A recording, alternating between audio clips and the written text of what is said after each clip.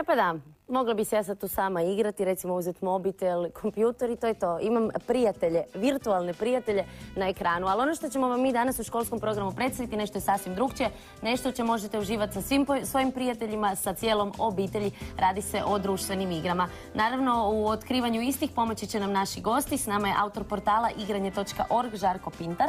Dobro jutro, dobrodošli. Dobro jutro, hvala što ste nas pozvali i pozdrav svim našim gledalcima. Tu su također Luka i Blanka koji uživaju u igranju raznih igara i otkrićete nam neke svoje taktike, strategije. Dobro nam došli. Hvala. I tu nam je i Sven Nemet, autor igara za velike i male. Sven, dobro jutro, dobrodošli. Dobro jutro. Za početak, Žarko, zašto ste uopće napravili jedan takav portal igranje.org? Da bi se svi skupa više igrali, ili? Tako je. U principu, evo, prije točno godinu dana je negdje krenula ideja kod moje drage supruge koja je rekla da bi baš htjela u Hrvatskoj potaknuti igranje ovih igara i da glede toga pokrenemo nekakav portal tog tipa. A kako je ona inače socijalni pedagog i kako ima uho za takve stvari, a žele u Njemačkoj gdje je kultura igranja na vrlo visokoj razini, onda smo htjeli i u Hrvatskoj napraviti nešto kako bi potaknuli ljudi da se više igraju i da saznaju nešto o tim igrama. To sam baš htjela pitati, koliko smo mi informirani zapravo o tome? Dovoljno ili nedovoljno? Nedovoljno, slabo smo informirani i u principu da bi se taj informativni vakuum ispunio, napravili smo taj portal. Sven, ti osim što stvaraš igre za velike i malene, radiš i radionice? Radionice sam radio u Ivanić gradu u Zagrebu za djecu, a vodim i klub za stolne igre uglavnom su tamo odrasli, recimo od 18 do 39. A dobro, ima i manjih igrača, mislim mlađih. U samom klubu ne, ali radionice koje sam vodio, to su bila djeca. Vi se svi volite igrati, naravno, to nam je zajedničko, priznajem i ja isto. Koje su vam omiljene igre, Blanka? Pa uskoci mi je dobro zato što dosta naučim iz toga, isto povijesti je. Ne znam. Ne mora biti nužno ovdje na stolu, možeš i nešto drugo spomenuti. Kako je počela tvoja ljubav prema igranju? Koja je prva društvena igra koju se sjećaš? Čovječina ljutice. Luka, ti? Pa isto Čovječina ljutice mi je bila prva igra, a dobro mi je Maldorija. Ona mi se jako sviđala. Smo u timu, da, u timu smo, pa igramo protiv igre. A ne da na primjer kao u Čovječina ljutice da se jedemo, nego zajedno smo. Vi zajedno protiv te zle igre? Da. Dečki, vi? Pa zapravo, evo, teško mi je reći. Meni je odlično, recimo, Katan koji je ovako bio prekretnica u igrama. Pa i ove igre, recimo, koje su rađene na bazi nekih knjiga kao što je Do kraja ovoga Rata svijeta ili recimo Dixit koji je izuzetno kreativna igra i neke vrste sličnosti, ima neke sličnosti kao sa Pictionaryjem. Evo. To je da se svi aktiviraju, možda ne vijuge, prsti, sve. Sve. Pa ne znam, evo ja bi isto Dixit možda istaknuo od ovih tu, ali ima toga puno. Ljudi znaju za recimo u prosjeku da pitate nekog vjerojatno 50 igara, a u bazi recimo na internetu najvećoj možete vidjeti da ima 50.000 stolnih igara. To ćemo jednom poslagati ovdje u studiju sve, svuda oko nas. Pardon, kod nas? Pa kod nas su popularne te igre koje su zapravo nastale davno prije, kao Monopoly i Čovječine ljutice, koje su nastale, recimo, Monopoly nastao 1933. tu negdje. A kao što se film razvio, recimo sad su bolji vizualni efekti, gluma, tako su se igre od 33. do sada malo promijenile. Puno promijenile. Kako je uopće išla ta preobrazba? Vi ste spomenuli igru koju imamo tamo na našem pultu? Da, na pultu imamo naseljenike otoka Katan. To je igra koja je nastala tako negdje 1995. i bila je jedna od glavnih promotora takozvanog euro stila igara koji se počeo pojavljivati tu na području Europe pa 80. godina, ali 95. je krenuo boom baš sa ovom igrom i koja zapravo izbacuje neke do sada korištene koncepte u igranju, kao što je bacanje kockice i hodanje po poljima, što je baš izrazito viđeno u Monopolu ili Čovječinu ljuticu i jako smanjen recimo utjecaj sreće u tim igrama. Znači to je više do samog igrača kako će on svojim nekim umijećem, taktikom uspjeti doći do pobjedničkog polja i do pobjede u samoj igri. Socijalni aspekt kod tih igara je puno više izražen jer ljudi se igraju različitih dobi, znači u dobar dio tih igara se naziva i obiteljskim igrama zato što su i pripremljene za cijelu obitelj kako bi se ljudi više okupljali i družili. uz nekakvu zabavu koja nije uvijek ista, odnosno i kvaliteta igre nije uvijek ista. Ti si spomenula igrala si Čovječe ne ljuti se. Koja ti je koncepcija igre najdraža? I jel ti sad drago što napokon ne odlučuje sreća? Može ti biti najbolja opet ako nemaš sreće, ne dobiješ 6, ništa. Možda mi je više što sam se moraš truditi, sam moraš skužiti neke stvari, to mi je bolje od sreće, zato što nekak pravedno igramo i više razmišljamo na koji način i bolje se isto pripremamo i sve. Pripremaš se? Pozoveš jedno kao priprema? Otkri mi tajnu. Da pobjedim napokon? Ne, jednostavno logiku igre skužiti to. Dobro. Koje su vama koncepcije, znači igre, ne moramo sad istaknuti jednu igru, ali što je vam je najdraže? Na što se najviše volite fokusirati? Recimo kartice, pa nemam nešto protivnici. određeno. Ono što ja ne preferiram su igre koje izuzetno dugo traju u smislu da dođete ponovo na red. Znači igra 5 ljudi i sad čekate da dođete ponovo na red 10 minuta. Možda ćeš pokopiti se, popiti nešto i vratiti. Na primjer, ali svi sistemi i mehanizmi su mi zanimljivi koji postoje. Gospodin Žarko? Evo, odgovor gotovo identičan kao kod Svena. Da, igre na kojima se dugo čeka na redu su u svakom slučaju zamorne. Igrač se počinje dosađivati i interesantne su naravno igre koje su u svakoj svojoj novoj partiji drugačije. Znači, takozvana reigrivost da im je velika. Znači, da se svaki puta morate koncentrirati na nekakve druge stvari. Da ne možete uhvatiti nekakav... Da, nekakvu tračnicu i reći... Ništa od pripreme, Blanka. Da.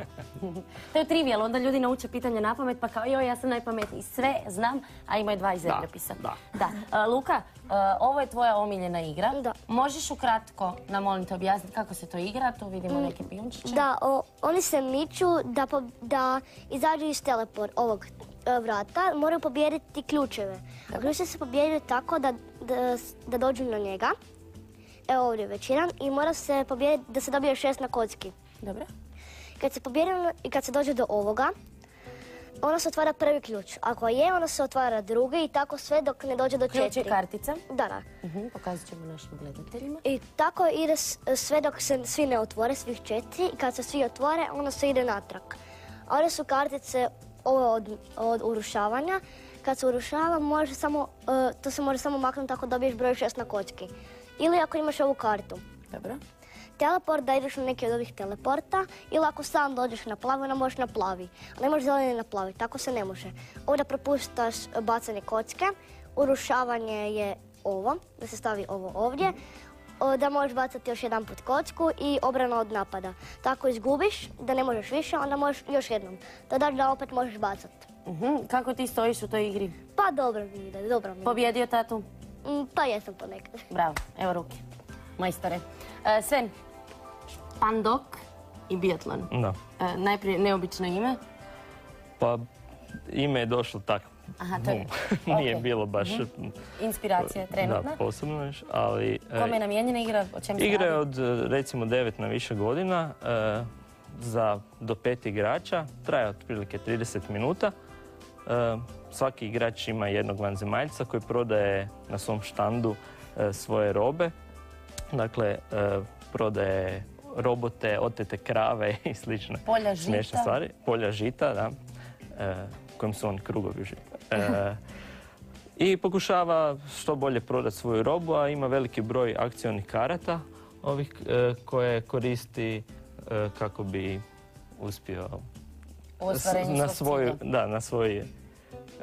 A biatlon je igra za manju djecu od 3 do recimo 6 godina. Čekaj, moramo pročitati predstav koja. Ko će najbrže proći snježnu stazu? Najbolje pogoditi metu i prvi stići do cilja. Medo, Vuk ili Lija? A to se malo i rimuje. Slatko, jako slatko. Dobro, to malene igre i što trebaju raditi? Dakle, kreću se po stazi na način da trebaju zapamtiti što više kartica. Dakle, ovako recimo, ovo je što dobije jedan igrač. Pokuša zapamtiti tih 6 karti, zatvori ih sve i onda pokuša po redu se sjetiti koje. Koliko se sjeti, ide se u krug. Jedan se sjeti pa se miče jedno polje pa drugi. Kao moderno to je jedan. Nemo. A ima i drugih elemenata. Onaj koji je zadnji na stazi, on njemu se, da bi mogao se još drugima približiti, se stavi ova drvena sovica u ruku i ako pogodi u koje ide još napred, onda postoji još... Mislim, ima još par stvari unutar igre druge, mehanizama. Uglavnom cilj je bio da napravim igre koje imaju jako malo pravila, jer ljudima se ne da baš čitati. Često ima igara koje imaju po 10 ili čak i 40 stranica. Pa ljudi odustanu u startu ili izmisle svoja pravila i to sam doživjela. Da, često je to, da. I da traju dovoljno kratko, jer ljudi danas nemaju previše vremena za igrice. A i djeca baš koncentrirana na punih sati. Pa da, ovo je za male klince, pa recimo se igra 20 minuta otprilike. Kako uopće čovjek dobije ideju za napraviti recimo ovakvu igru? Ime je došlo u trenutku, cijela igra vjerujem da baš i nije. Cijela igra nije. Koji je proces osmišljavanja? Pa prvo, nekad se ide prvo od teme, nekad mehanizam. Mislim, ja pokušavam tu isto vrijeme slagati s time da, recimo, za ovu igru mi je trebalo zasložiti ideju nekoliko tjedana, a onda ide testiranje igre. Na prijateljima? Da. Nekad treba testirati, probati igru, recimo, 5 puta, nekad treba 150 puta da funkcionira kako treba. A kasnije onda se ilustracije dovrše koje sam radio, ne znam sad točno reći, ali recimo mjesec dana. Pa dobro, sve to skupo si ti brzo zapakirao. Što rekao, koji je inače proces nastanka jedne igre, ali to tako ide osmišljavanje? Da, pa u principu autori moraju prvo smisliti nekakav sistem igre, mehaniku, što se u ovom svijetu popularno kaže. Znači, koju kombinaciju tih mehanika koristiti u igri, da li će to biti izvlačenje kartica, hodanje po nekakvim poljima, baratanje sa nekakvim dobrima, odnosno resursima u igri, koliko će biti faktora sreće i kad se složi taj neki kostur, znači taj neki mehanizam kako se igra, onda se ide i na razradu nekakve tematike, pa likovnog nekakvog uređenja. To u principu tako ide, autori to nekako. A ponekad dođe ideja i mehanike i teme i svega. U jednom danu brzo zapisati. Da. To je kao kad se pišu knjige, recimo isto kažu autori, nekad je inspiracija trenutno, nekad traje mjesecima. Mogu li doma, recimo, naši gledatelji tijekom školskih praznika sami napraviti neku igru? Pa naravno da mogu. To ste vi radili na radionicama ili radili smo i sami da izrade igre ili da ih nadopune sa svojim pravilima, promijene. Uglavnom, za napraviti igru bilo bi dobro da početno probaju malo više igara, pa će tako lakše smisliti neku svoju. Ne krasti ideje, samo dobiti inspiraciju. Dobro, i što onda da napravi, da se igraju sa nekim, ne znam, papirićima? Jeste se vi možda, Blanka? Je li ti ikad bilo, vidim već po tom pogledu, ne. Nisi nikad sama došla na ideju napraviti, recimo, karte, ploču neku za igranje?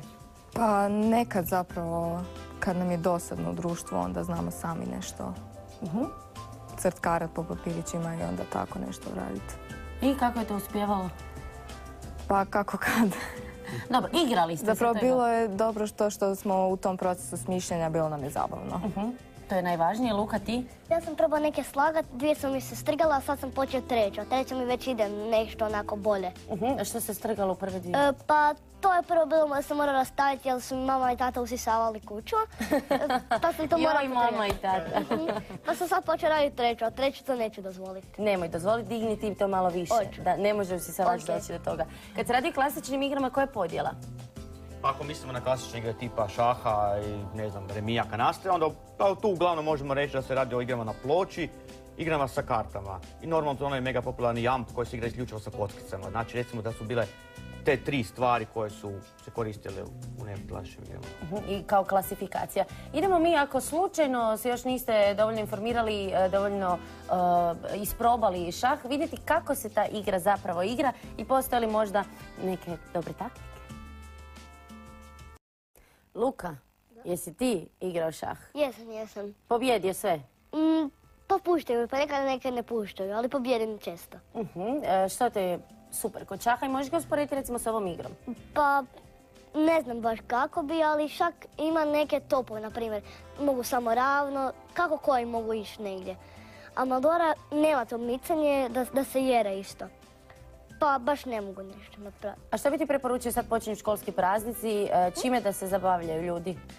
Pa s društvenim igrama bi jako puno preporučio, jer gubi vrijeme na nešto bolje, dobro, a ne nešto kompjuter di ti dosadi. Kad ga previše izigraš, onda ne znaš šta bi radio. A u društvenim igrama znaš, onda si bolje, nasmiješ se i zabavno ti je. I koje se mogu recimo nositi na plažu ili Na kod plažu, prijatelja? pa kartaške igre. Naprimjer, Uno, Mau i takve nekako. A jel ti igraš one neke starije, klasične igre, valjda ih smijem tako nazvati, Kanastu, Remi, Tako Belu? baš ne. Belu sam, mislim, igrala davno, ali se baš ne sjećam puno. Blanka, kako ti stojiš po pitanju šaha? Ne. Ne stojiš. Ja moram priznat, meni to da mora biti tišina kad se igra šah, to je osnovni problem. Više sam za ove društvene kad svi možemo vikati, dogovarati i tako to. Ali dobro, vidim tu slično dišemo. Što bi ti preporučila za ljetne praznike? Isto neke karte možda ili? Pa da, tako nekakve igre društvene, kartaške, ovisi. Imaš već plan kako ćeš ti provesti ljetne praznike? S čim u ruci od ovoga? Ili možda nije ovdje? Ne, pa znam da ću igrat uskoke, to mi je jedna od boljih igara, ne znam. Šta se nađe zapravo? Pa ćemo se poigrati s nečim. Spomenula si uskoke, to je hrvatska društvena igra. Možete nam nešto više reći o tome? Da, naravno. To je naša igra naših mladih hrvatskih autora koji su, eto, vrlo lijepo oslikali i zamislili ovu igru koja je bazirana na našoj hrvatskoj povijesti. Znači, na povijesti o uskocima. Sve su ilustracije, znači, gore narisane sa pažnjom od našeg jednog animiranog slikara. I igra je u principu jako jednostavna po pravilima.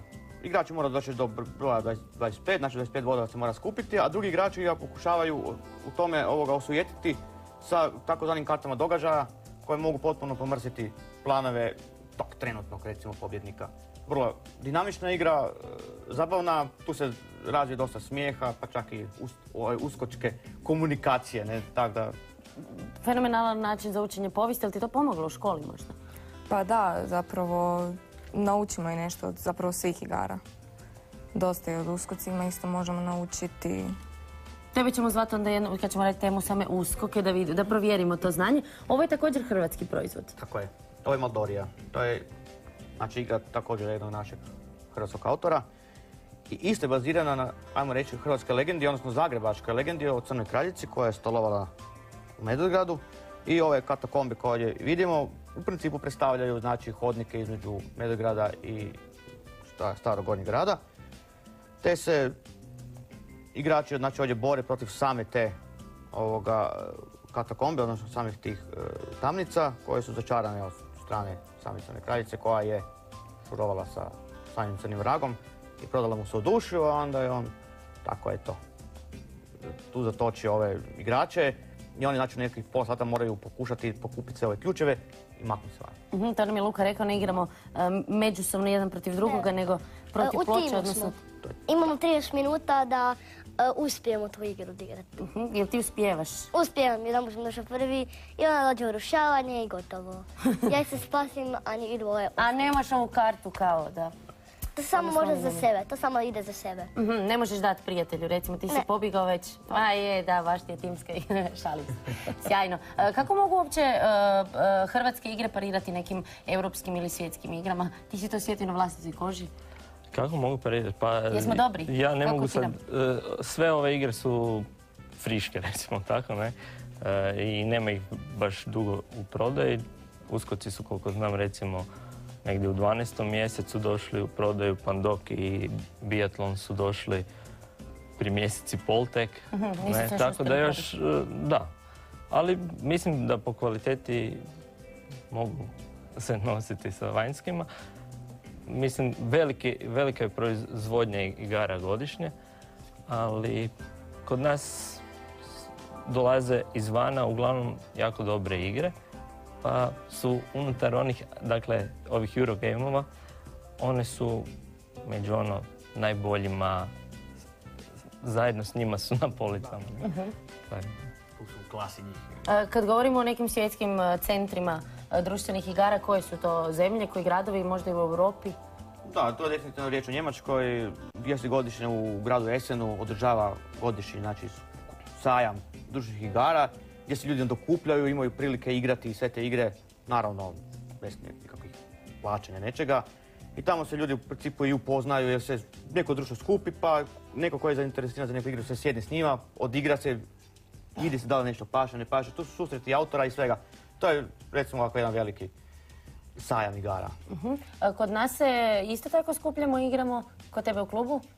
U klubu da, ali kod nas nema nešto poput tog sajma, nešto na Sferakonu bude, Burnikonu i tamo se zna odigravati. Ali to su recimo 3 dana u godini, nema nešto takvog sistema. Ali u drugim zemljama i na sjeveru ima i u Americi se dosta ima i sajmova i veliki broj klubova i puno je popularnije nego kod nas. Kod nas to vjerujem da će zaživjeti s vremenom. Hoće sigurno, samo treba poticati malo. Da, kad ljudi probaju malo druge igre, vjerujem da će ih početi puno više igrati od ovih recimo izlizanih klasika. Ne mislim na šah, ja sam igrao šah dosta i šah je super igra. Ali mislim, tipa Monopoly, čovječe ne ljuti se. Koji već su predugo na tržištu, vrijeme da ih zamijenimo novima. A može li se doći kod tebe u klubu isprobati nešto, pa se recimo zaljubiti u neku određenu igru, pa dolaziti igrati? Može, pa mi na taj način, cijela ideja kluba je bila zato organizirana. Trenutno imamo malo problem sa prostorom.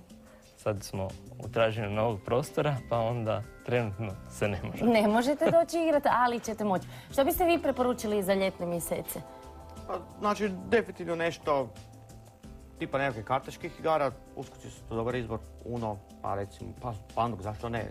I pazite, na karte nemojte gubiti. Meni bi uvijek neko izgubi jednu kartu i onda igraš i odjednom ništa. Da, stvar o tome da na plažu se nose igre koje imaju puno sitnih dijelova, jer će se to među kamenčićima pogubiti, onda će vam biti žao, nećete biti moći igrati.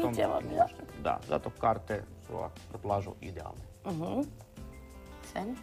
Za plažu? Pa... A ne mora biti nužno za plažu, neće svi baš biti 24 sata dnevno na plaži. Recimo doma, s obitelji, s prijateljima. Općenito igre. Pa recimo ono što se kod nas može naći, evo taj Dixit koji smo bili spomenuli, El Grande, kojeg tu možda nemamo, ali evo Dixit može možda Žarko malo reći o igri. Može, da, evo, ovo su karte, znači igre Dixit. Vjerujem da ne postoje ljudi koji nisu čuli za ovoga Pictionary, znači jednu od izuzetno kreativnih igara. Znači Dixit je recimo u klasi takvih igara. To je jedna izuzetno asocijativna i kreativna igra u kojoj znači jedan igrač pripovjedač zadaje neku asocijaciju na kartu koju uzme iz ruke. Evo vidimo kako su ovdje karte koje su pršte detaljima i svašta se može iz njih izasocirati. Zadaje asocijaciju ostalim igračima, ali ne pokazuje tu kartu. Ostali igrači iz svojih ruku pokušavaju pratiti tu asocijaciju sa nekakvom svojom kartom, te se karte stavljaju na stol i igrači pokušavaju pogoditi znači, kartu od tog pripovjedača. Ajde, pogađajte. A ne, već su vidjeli. Znači, to biste im isto preporučili, iako tu ima puno karata, pa možda bolje ne na plažu, doma, lijepo. Pa može ovo ići na plažu, to su velike karte, samo da se, u principu, plastificirane su da se ako se i smoče, nije neki problem. Ovo je igra, može ići na plažu. Može, dobro. Ne traži puno prostora. Ono što se meni najviše sviđa i što bih možda istaknula kao najveći plus, ali ja sam amater, je što se društvene igre uglavnom igraju u većem broju, pa može cijela obitelj sudjelovati ili kao kod tebe, Blanka, cijelo društvo. Je li to tebi najvažnije ili ti možda nešto drugo? Ne, to mi je najvažnije, zato što se većinom tako zabavljamo, svi se zajedno družimo i puno je bolje nego kad sam nešto igraš, ili tako. Ti ih znači nosiš sa sobom. To je prvo što ćeš spakirati za more. Luka? Pa isto tako kao Blanka, volim se i družiti s igrama. Većinom volim igrati društvene igre, nego biti na kompjuteru i tako. To mi je najzabavnije. To najviše volim. S kim se najviše voliš igrati? Pa s roditeljima i s prijateljima. Mamu i tatu pobjediš onda? Ako ne usisaju komadić. Pa onda. Žarko, vi? Pa što da vam kažem, ja volim se igrati sa bilo čime, bilo koju igru da izaberemo. Veće društvo, manje društvo? Preferirate pa veće tišinu, društvo. druženje? Ne tišinu, definitivno ne tišinu. Volim da je nekakva zabava u pitanju, da se ljudi druže, komuniciraju. Znači evo ovaj Dixit je izuzetno zabavan. Baš nam stvarno zdržiš jedno dulje vrijeme jer svaki puta čovjek i neku drugu asocijaciju, neku drugu temu izabere. I to je baš puno smijeha se uz takvu recimo igru može doći. Mene ste nagovorili. Ja ću sigurno probati kao obožavatelj Pictionary. I sve, ti toliko izmišljaš igre i baviš se time doma da ti se onda više ne da igrati s ljudima? Nije. Pa igram se recimo 1-2 puta tjedno, onak po recimo 5 sati čak. Tako da, isprobavam puno novih igara, u, ne znam, 3 godine sam probao recimo oko 300 igara, jer to pomaže da se smisli nova igra, a osim toga da ne bi napravili nešto što već postoji, a to se lako desi kad ima toliko igara. Hvala vam puno što ste bili naši gosti u školskom programu, samo svi nastavite ovako igrati i dođite nam ponovo sa nekim novim idejama. Dugo toplo ljeto je pred nama, iskoristite ga za igranje ili isprobavanje, kako je Sven rekao, raznih društvenih igara i naravno uživajte u društvu. Mi se nastavljamo igrati i ovoga puta riječ je o riječima. Saznaćemo što se to misli kad se kaže da, odnosno ne. Na redu je navrh jezika.